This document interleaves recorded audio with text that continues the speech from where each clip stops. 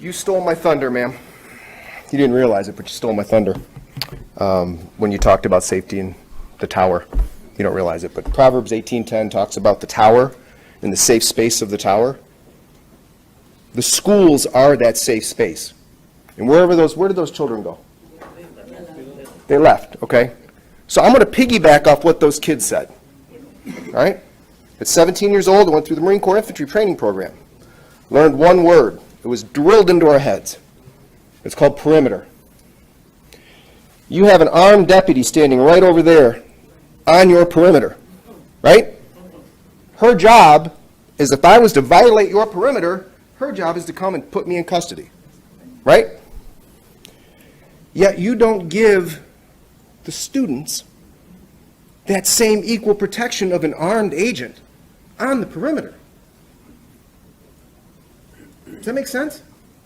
But you'll sit here, teachers will sit here, administrators will sit here, and my dad was a superintendent of schools, and he was also a pastor.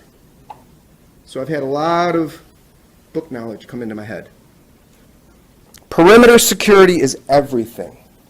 If you don't stop that threat, whether it's a gun or a knife or a ball bat, at the perimeter of the school, once they're inside, it's too late. We've seen that in every single time.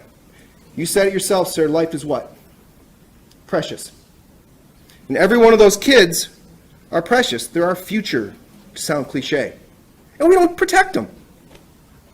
We have scanners, we have ID cards. That's all great. It's a great start. But in my world, I specialize in perimeter security. I guard people for a living, doing close protection work. I was a police officer in Rochester, New York. I worked in the Marshal Service, guarding judges. What was the one thing that was drilled into our heads at every one of those career paths I took? Perimeter security. And if you're even in any way questioning it, go back about a month ago in Raleigh. And what happened? Because y'all know what happened. They had a man with a rifle coming down the street. Raleigh police responded, and what did the Raleigh police do? They killed him before he got to the school. They got him on the outer perimeter because they knew where he was going. Nobody wanted to say it, but they knew where he was going. So if you're not sure about how to provide perimeter security, you need to do your research, folks. It's not complicated. You put an armed sheepdog, all right, on that perimeter.